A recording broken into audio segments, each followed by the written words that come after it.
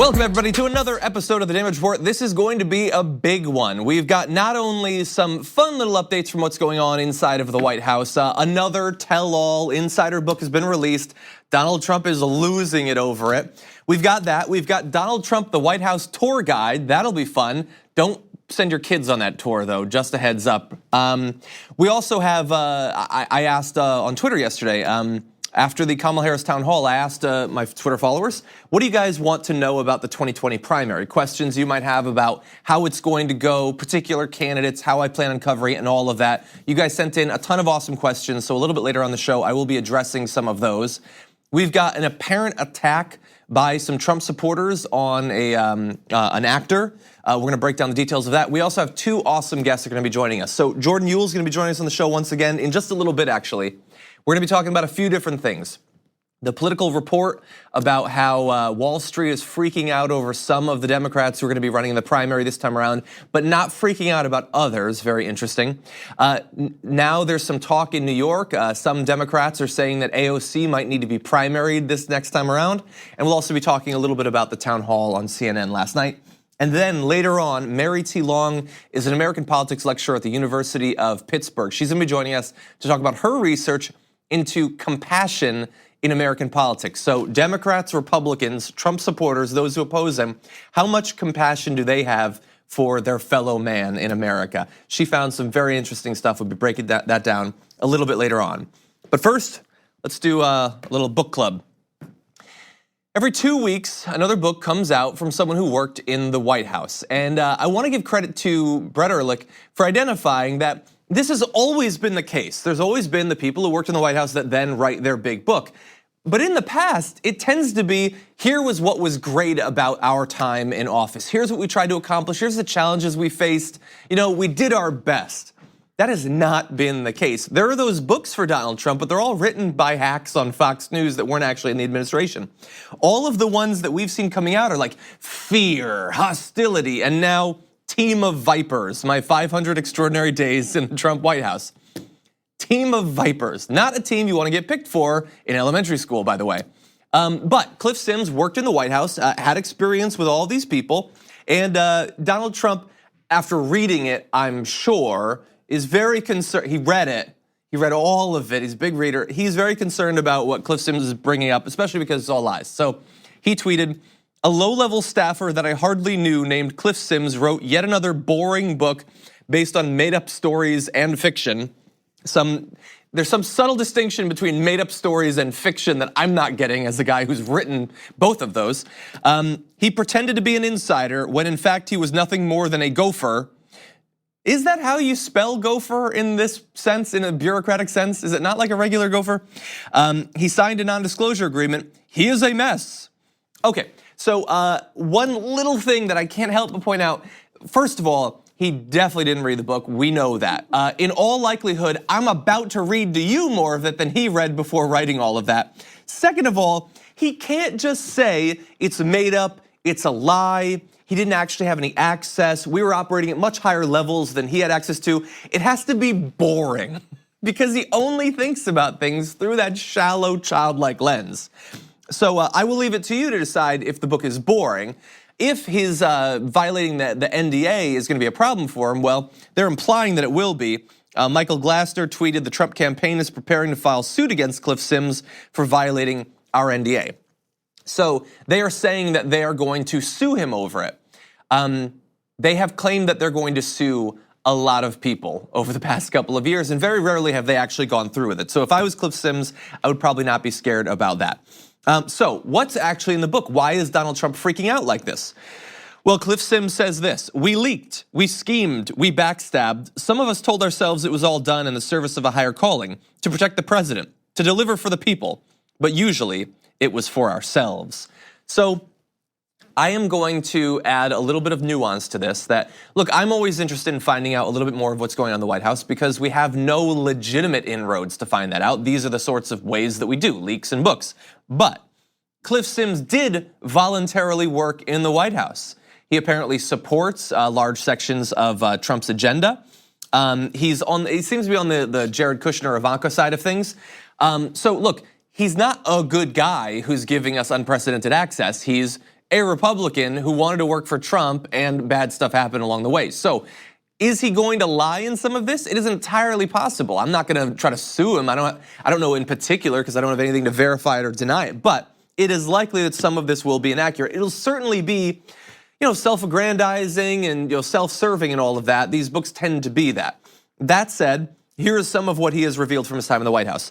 The former White House staffer recalls being told by former White House Chief of Staff John Kelly that working for Trump was the, quote, worst expletive job I've ever had. I don't need that to be verified. I find that very easy to believe. I don't think anyone's super surprised by that.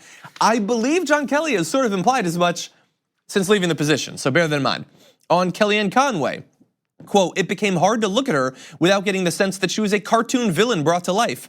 Her agenda, which was her survival over all others, including the president, became more and more transparent. Once you figure that out, everything about her seems calculated. Every statement, even a seemingly innocuous one, seemed poll-tested by a focus group that existed inside her mind. Or in Bowling Green, wherever that is. So yeah, everything is tested, I guess. She certainly sticks to a script, but she's also had a number of different gaffes and blunders that has made her sort of a comic figure. Not just a comic villain, as he is implying, but in a larger political sense, a comic addition to our political discourse. A quote from her that she said to him, people apparently think that I care when they write that I might be fired. If that ever happened, it would be the best day I've had since I walked into this place. I mean, look, I would think that, but I'm assuming there's very little crossover between what I believe about the world and reality and what Kellyanne Conway does. She would probably be okay because I'm sure she would be hired by Fox News the next day, unless things weren't amicable in the leaving between her and Donald Trump, because then would Fox News really want to hire on someone that he's so opposed to? Next though, and this is interesting, this is sort of a little bit more background about how Trump functioned while Cliff Sims was in the White House. A careful study of cable news, Trump critiques which channel has the best on-screen graphics, which is the damage report, obsesses over which reporters repeated the daily talking points, knows the camera angles in every room, he prefers the camera to show the right side of his head, shares opinions on the lighting and requires a staffer carry a can of his preferred hairspray, Tresemme Tress 2 Extra Hold. Yeah. I think it's actually Rust-Oleum primer, but that's what they're saying it is. So look, here is the thing. Cliff Sims has unwittingly or unknowingly revealed something significant about Donald Trump. He ended up going from businessman to president. Along the way, he should have been a producer on a cable news show because that is what he is interested in. He's interested in the graphics and the camera angles, making sure everyone's ready. The green room is well stocked with snacks, and the ratings are certainly good. He would probably be quite happy in that regard, and unfortunately, he did miss it. So look, the book is not even formally out yet. Advanced copies have been sent out, some excerpts, perhaps we'll get access to it. We will reach out to Cliff Sims, try to get him on the show. Again, bearing in mind all the caveats I gave you about who he is politically and all of that. But it is interesting to see another one of these books come out. And just if you are a Trump supporter and for some reason you still watch this show, what do you think it means that everyone that leaves this administration hated their time there and feels the need to attack everyone that they were surrounded with? I mean, you might think that just reflects badly on the author, but it has to reflect badly on the person that set up the situation in the first place. That said, Donald Trump is not just president, he's also tour guide for the White House. And so he's been taking people around. This is Josh Dawsey did a report of some of the tours he's taken random guests on. And a couple of interesting little tidbits have come up as a result of that. So here's one thing that he tells guests about former President Barack Obama. Quote, he just sat in here and watched basketball all day, Trump told one of his many delegation's visitors. Quote, or before saying he upgraded Obama's smaller TV to a sprawling flat screen one, according to 4 people. So this seems well supported by the evidence.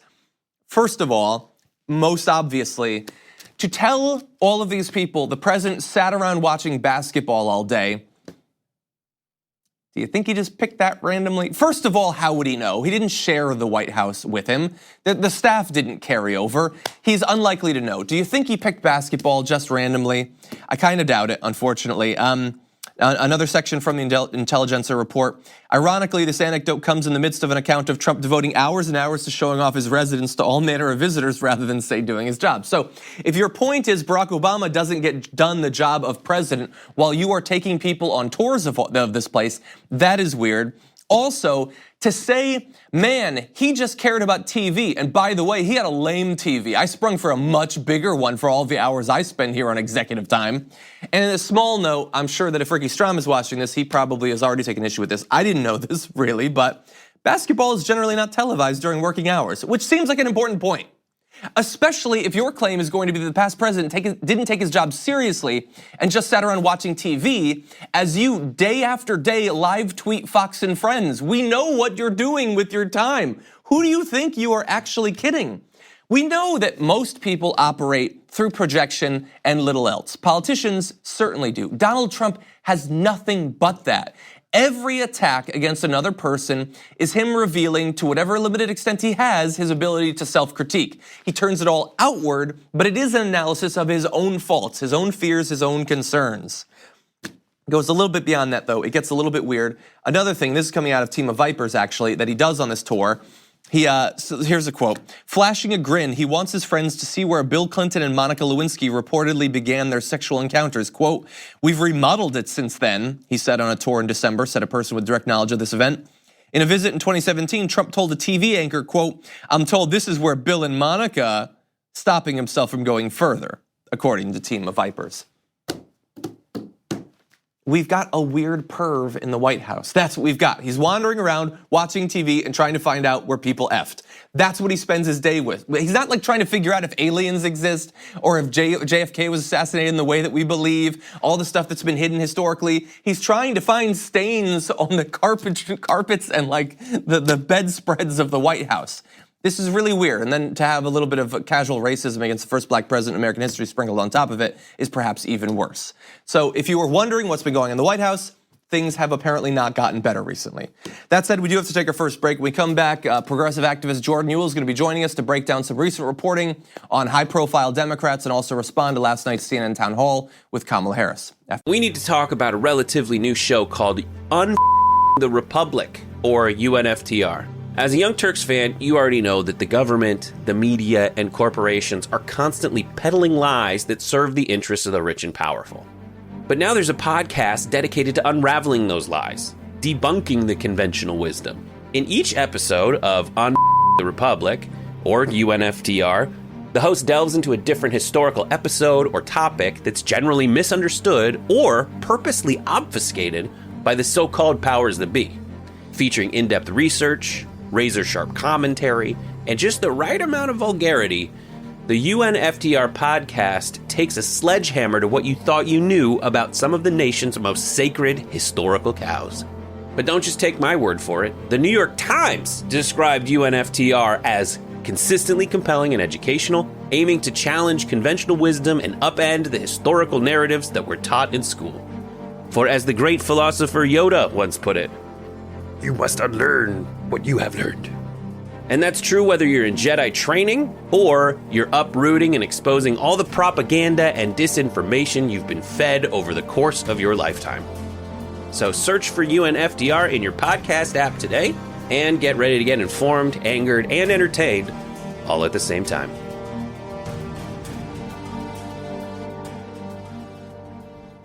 For this. Joining us now to help break down some of the big stories of the day, progressive activist Jordan Uhl. Jordan, welcome back to the show.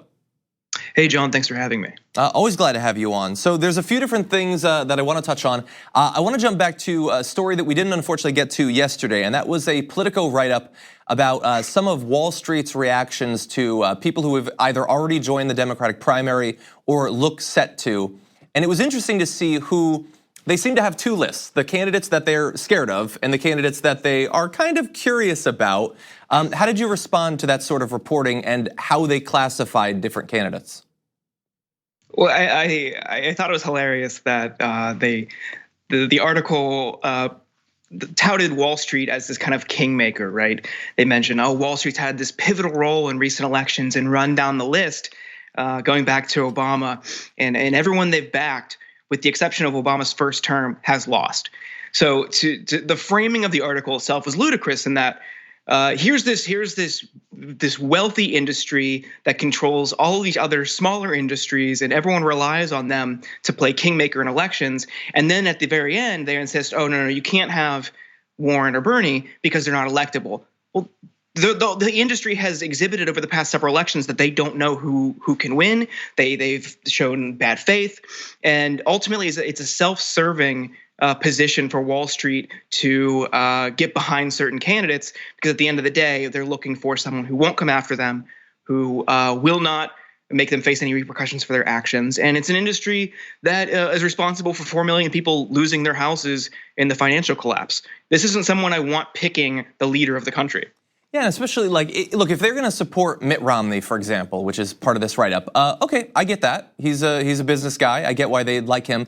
But when they weigh in on the Democratic side, it kind of seems like, do they really care if the candidate they pick wins? Like if they choose Cory Booker or whatever, and he goes on to lose, does it really hurt them? Because the Republican who will have won is going to favor deregulation, is going to favor cutting corporate taxes. So can we really trust that they care whether their chosen Democrat goes on to win?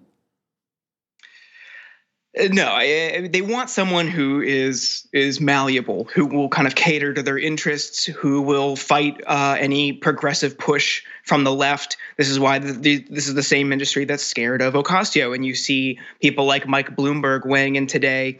Just recently, I saw a few minutes ago on Twitter that he likened Warren's wealth tax as a failed policy that is illustrated, the ramifications of which is illustrated in Venezuela. Well, that's not true.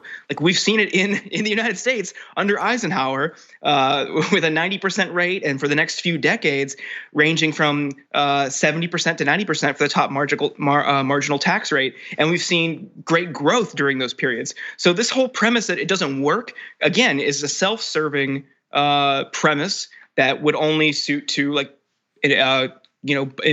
fatten their pockets. Yeah. So hopefully we can return to this. But there was another big article, a scoop by The Hill this morning, and that was that some Democrats are already mulling, just a couple of months after the election, that new Representative Alexandria Ocasio-Cortez just might have to be primaried. What do you think about that, especially coming as early as it is in this cycle? Yeah, if we see someone who is becoming the most popular Democratic politician in recent years, yeah, sure, let's get her out of there. This clearly is not something good. It's ludicrous. This is clearly some establishment Democrat who sees like the end of their kind of cash grab coming near. This is probably someone, we don't know who it is because it was a cowardly quote to give anonymously, kind of that backstabbing establishment politics that we're all familiar with.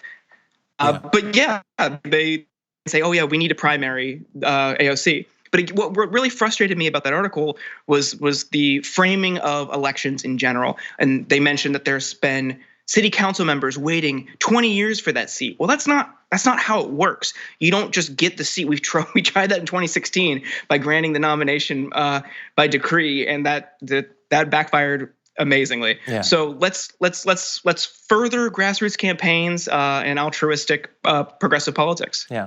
And by the way, just to be clear for the audience, it's not my position that they can't primary. Of course they can. She primaried someone. She can be primaried. It just seems like if I'm a prospective primary challenge to AOC and I hear some Democrat says we need to find someone to challenge her, but he's so scared that she will crush him, am I really hearing that and thinking, yeah, I want to jump into that volcano? I don't think so. No, not at all. So I also saw, related to Alexandria Ocasio-Cortez, Howard Schultz, the guy who's certain to be our next president, was saying today that one of the reasons he feels he needs to challenge Donald Trump is because of extremist left policy ideas like AOC wanting to raise taxes on the rich. Aligning himself with effectively maintaining the status quo on taxes. Do you think that this is a winning strategy for Howard Schultz going forward? No, I think Schultz's strategy plays right into the hands of Trump. As the Young Turks investigative unit just published earlier today, he's donated less than 1% of his wealth to charity. This is a guy who, as so many billionaires do, hoard their wealth. They're against any redistribution. They're greedy. They're selfish. This isn't somebody that should be dictating economic policy or any other policy, national or international. Yeah. It's self-serving. It's clearly designed to further his book tour. He just started it. He's selling his book now. It's a self-promotion, purely self-interested ploy. Now, I wonder if they stock his book in Starbucks. Seems like I'm sure they do. Conflict of interest, but I wouldn't put it past them. Okay, so last night was the first big campaign event for Senator Kamala Harris, who had a town hall on CNN with Jake Tapper. What was your impression of her first big outing in this primary? So her launch has been pretty good. I think by all objective measure, it's been a strong one. She's commanded headlines. She gets a CNN town hall right off the bat. Some of her answers could have been a lot better. From a progressive standpoint, her dodge on the "Are billionaires morally responsible?" That was really disappointing, because that's something that politicians now, especially AOC, can unequivocally say. Yeah, it's morally irresponsible to have multi-billionaires in a country where millions of people are living in poverty. I was surprised to hear she did come out and back the Green New Deal last night. She kind of had an ahistorical approach to her record as a prosecutor, which I'm sure she's going to be getting a lot of questions about in the years or the months and years coming forward. We'll see how she handles those going forward, but overall, not too bad. Would like to see some improvement on the economic issue. Yeah, I do think, I don't know if it's a Freudian slip, but it certainly feels like it's going to be years that we're going to be in this primary. But this was her first attempt to address these concerns. There's going to be a lot of follow-ups, and it's going to be very interesting to see once some of the big progressives are actively a part of this campaign, how they're going to push her and how her answers to these sorts of questions, including the morality of the existence of billionaires, might change over time. So that is certainly going to be interesting to see. Definitely. And Jordan, I want to thank you for joining us on the show. Always good to have you here. If you're not, by the way, audience, if you're not following him on Twitter, you certainly should. Does a great job of digging through the news, identifying video clips and things like that people need to see. So Jordan, thank you again. Thank you, John. We're going to take a short break. When we come back, I'll be answering some of your questions about the 2020 primary, how we intend to cover it here at the Damage Report, and more after this.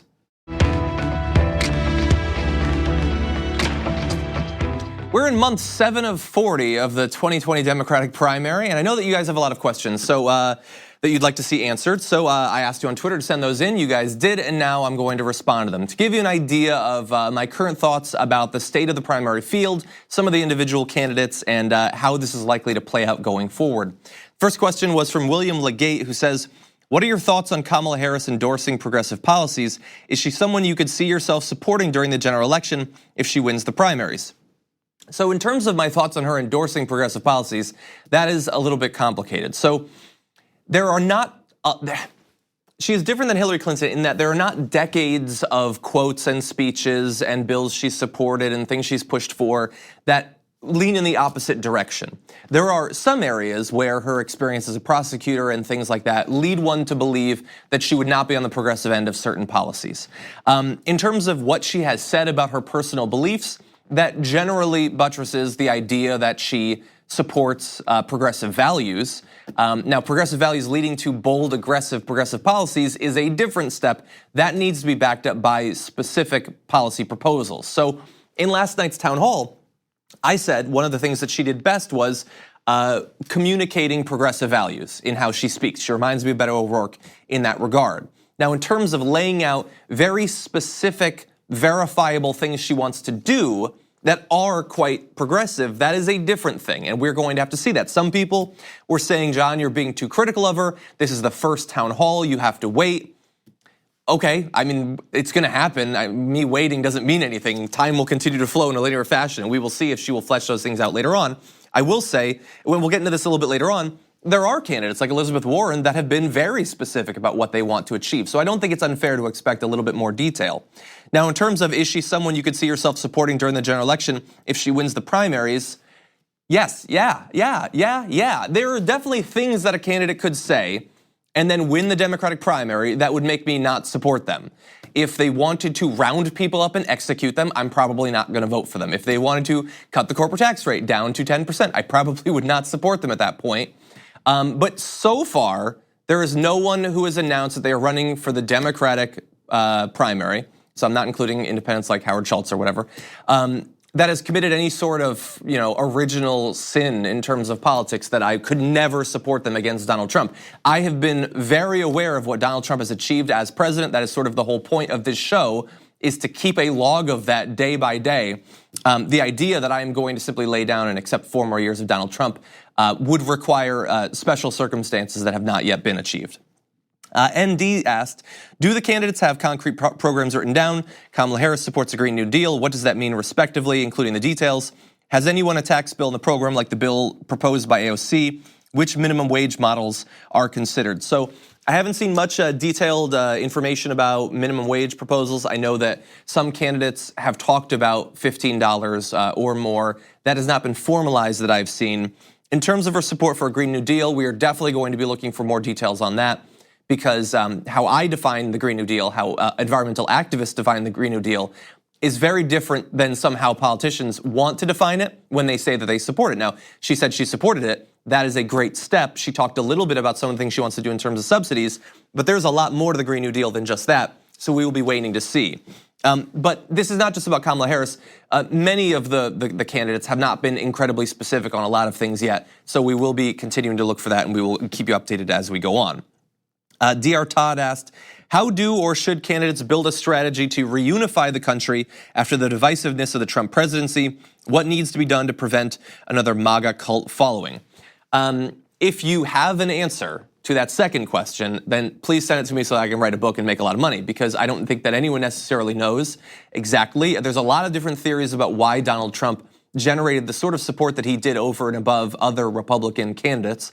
Our guest in just a little bit actually has some interesting data on that.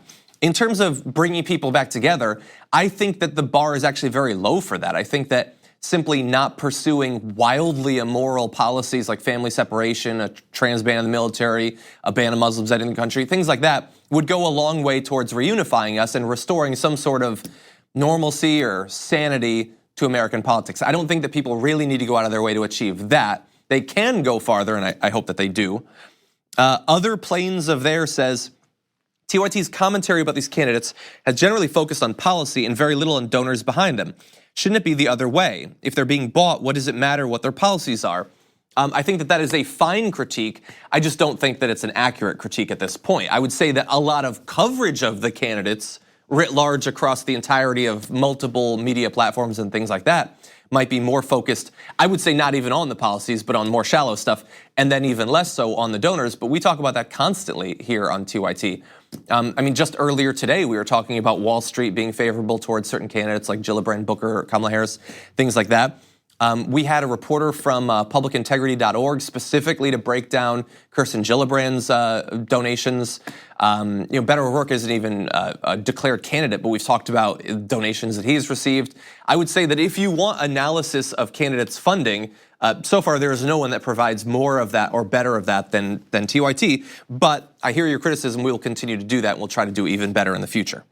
Bradley Gulke asked, why are people so quick to pick their candidate already? Most of us hardly know anything about the majority of them. Also, will candidates be, quote, progressive when they haven't been in the past? So on your first question, I think one of the reasons that people are quick to pick the candidates that they intend to support is, first of all, some of the candidates are not new. So if you supported Bernie Sanders in 2016, or hypothetically Hillary Clinton, and you thought that they were going to run again, you might be predisposed to support them again, hypothetically.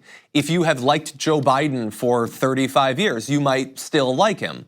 Or you might have over the past couple of years become really excited about the possibility of some other candidate, about Tulsi Gabbard or Beto O'Rourke or Kamala Harris or whoever. So I don't think that it's necessarily different than in past election cycles that people already have someone that they're favoring. I hope that while we might have a preference, that we do keep our eyes open and see what do they actually propose, how do they communicate, and also how do they poll against Donald Trump? Not now, much further into it, but I am interested in who has the best chance of beating him. I think that it tends to favor candidates like Bernie Sanders, but we will see if that changes over time. And so hopefully people will continue to update their evaluations of all this as things go on. In terms of will candidates be progressive when they haven't been in the past? Yes. Yes, some of them will be more honest, some of them will be less honest, but it seems very unlikely that someone's going to run, a Jim Webb campaign and do any better than Jim Webb did back in 2016. Lamar Patrick Bland says, how even-handed must yourselves and we be from this point and through the primary of accusations surely to arise, especially when news once shed light on sketchy actions against candidates, like when someone tried to hire women to accuse Bernie Sanders of sexual harassment. I'm not actually familiar of anyone trying to hire women to accuse Bernie Sanders of sexual harassment. There was concern expressed by women who were on his campaign about other people on the campaign, and I haven't seen anything to imply that those women are being dishonest in any way. I also haven't seen any claims against Bernie Sanders.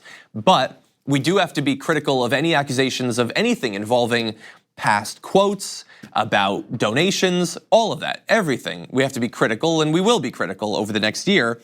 But again, we have to be willing to update our evaluations of this as time goes on. So we'll not accept anything uncritically, but we also won't just write things off because they reflect poorly on a candidate that we support. I have been trying, and I will continue to try to get everyone that I can to stop thinking of politicians as angels and demons. It should not be a situation where we have things so locked into our brain that it's like, like water off of a duck or whatever. If something bad comes up, a position, a quote of someone that we are predisposed to like, we can't simply write that off. And too many people are really fast to do that. By the same token, if someone that we do not currently support proposes something good, something progressive that looks likely to help the country, we can't just always say, they're lying. That doesn't mean that we have to accept it uncritically, but we should be willing to accept that the weight of history and the thrust of politics is actually going to move people, not just in their quotes, but also in their positions as well. Evan Briggs says, are you worried Democrats saying their main priority to defeat Trump sounds a lot like 2004? Maybe not in the same way that you are. I mean, 2004 was the first presidential election that I paid a great deal of attention to. The stakes were incredibly high in 2004. I wish that John Kerry had won. It hurt America, it hurt the world that Bush did win back in 2004. And wanting to beat the current president is an important goal. It's not the only thing, it's not the most important consideration, but it is important. Now, I will say, some people will say we have to elect someone who can beat Trump, and they don't mean the person who's polling best against Trump. They mean the person I think is best is most likely to beat Trump. So no, we have to actually have data to support these sorts of things. There's also a question about ranked choice voting in the primaries. As of right now, it seems unlikely that they will do that, but I know that congressmen like Jamie Raskin are pushing for that to happen. We're actually reaching out to the congressman to see if he'll come on and talk about why we should be pushing for that. It seems unlikely. There have been a lot of reforms to the primary process already over the past year. That would be a great one, but I don't know that we'll necessarily see it this time around. Although, considering how packed this field is going to be, that would certainly be a good thing. Anyway, we're going to continue to touch base with your concerns about the primaries, your questions about the primaries as we go forward. For now, those are some of my thoughts. We are going to take a break. When we come back, more for you.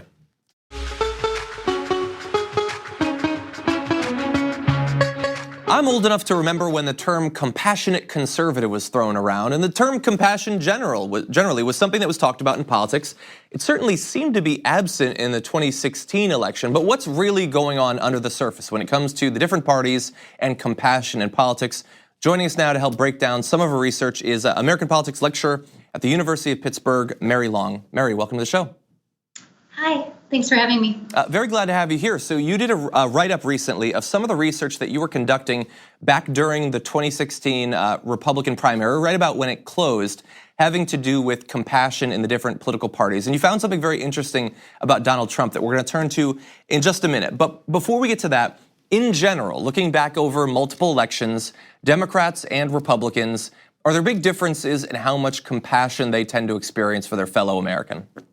So no, and that was the interesting thing that I found.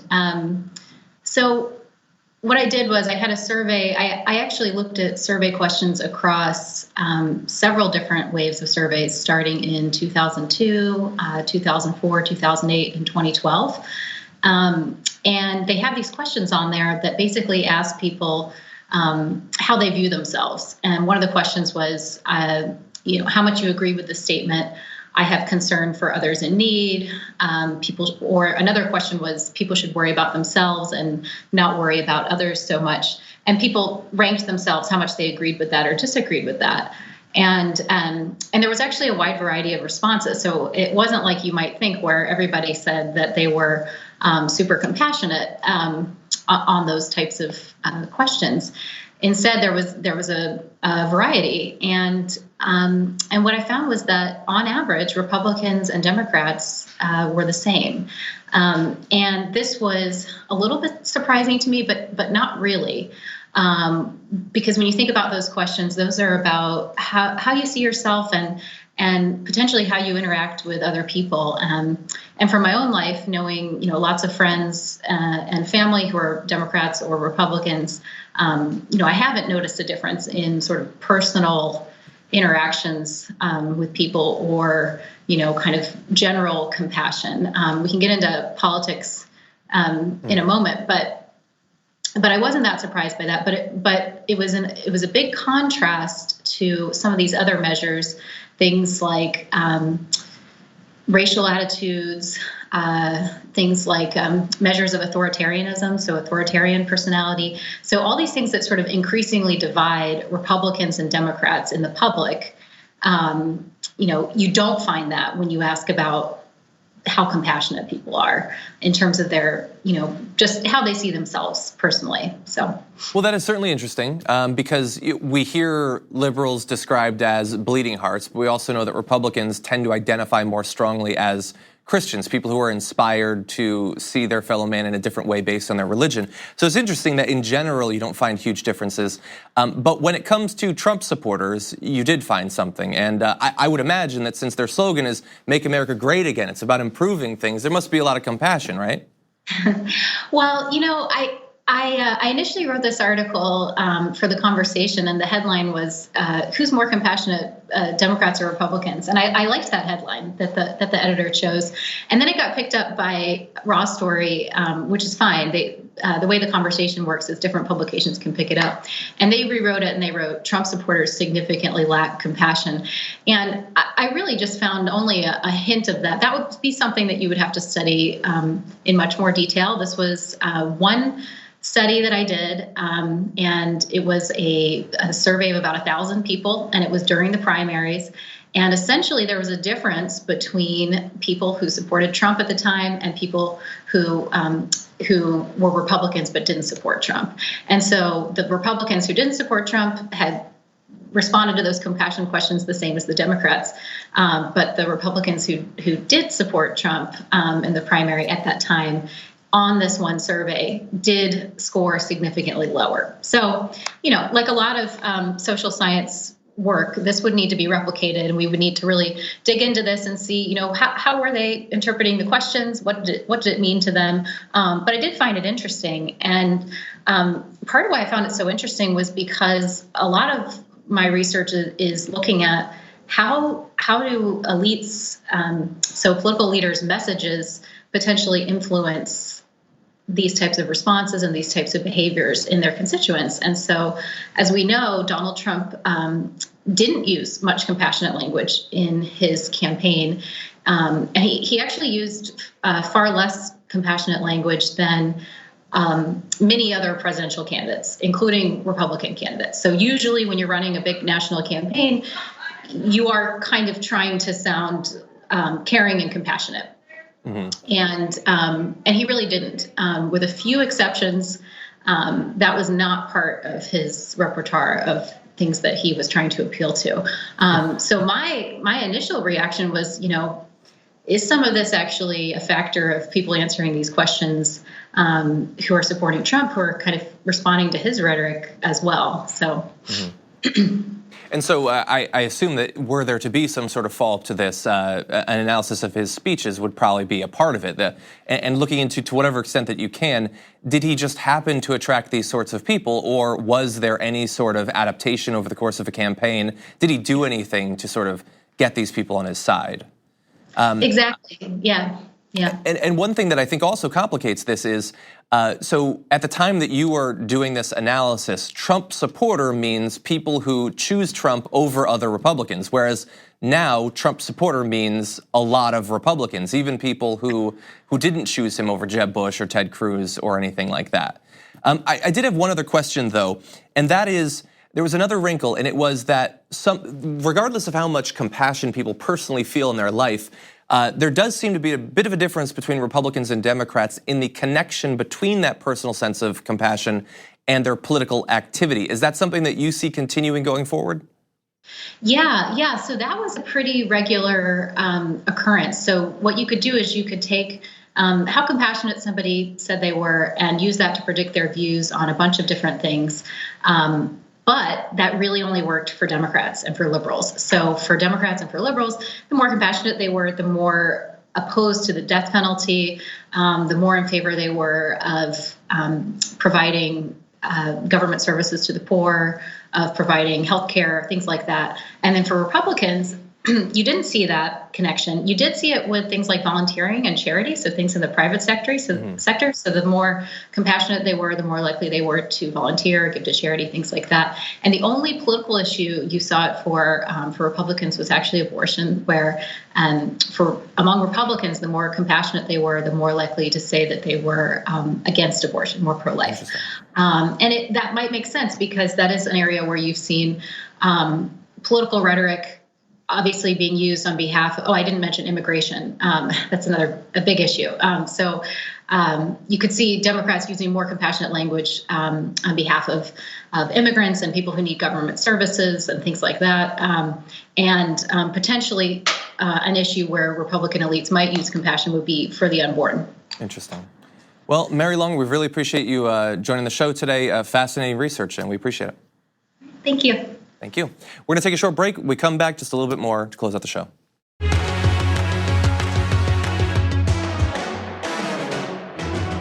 Going to close out the show with some unfortunate breaking news, and that is one of the stars of Empire, actor Jussie Smollett, has apparently been assaulted.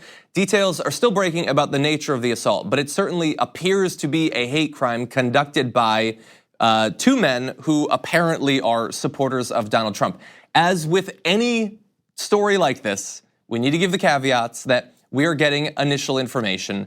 Some details might change in the future.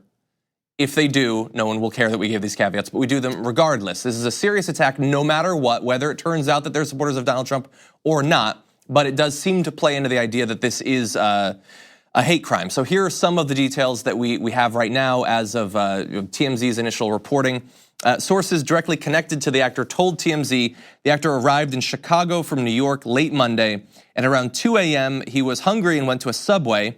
We're told that he walked out. Someone yelled, "Aren't you that F word of Empire N-word?" So not much of that is translatable for consumption by a mass audience, but you get the hate implicit in almost every word of that statement. The two men, described as both white and wearing ski masks, viciously attacked Jussie as he fought back, but they beat him badly and fractured a rib. They put a rope around his neck, poured bleach on him, and as they left, they yelled, quote, "This is MAGA country." Which just to point, like anyone who would do any of this stuff, say something like that, obviously these are not well-adjusted people, these are stupid, hateful people. Wouldn't the whole country be MAGA country if you believe in MAGA? I don't really understand what that means. So he was severely beaten. He was taken to Northwestern Memorial where he was treated. He was discharged later Tuesday morning. And according to PBS NewsHour White House correspondent Yemiche Alcindor, she got off the phone with the Chicago Police Department, and an official there confirmed that the department is in fact looking into this beating to confirm or deny if it is a hate crime. Look, if the details are borne out from what these sources who have spoken to the actor who went through this tragedy, if those are true, this is every bit a hate crime. This is the definition of a hate crime. This is why those laws actually exist. This is people who apparently were driven by a combination of homophobia and racism, or homophobia and racism, because of course that intersection can be even more disastrous, as we see unfortunately in the news very often. A lot of activity going on social media around this issue. People don't want to get out ahead of the facts, but it does look like another in a long string of incidents like this that confirm some of the worst fears that we have about a segment of our population. So more details to come as they are released. Really fast, Shy Gemini posted a review on iTunes saying that they had only heard about progressives 4 years ago, and TYT helped flesh out that concept for them. They really liked the main show. Now they're liking Damage Report. Thank you so much for doing that review. Anyone who leaves a review on iTunes, you help out the show so much. We really do appreciate it. Thank you for watching this episode of The Damage Report. We'll be back tomorrow with JR for more.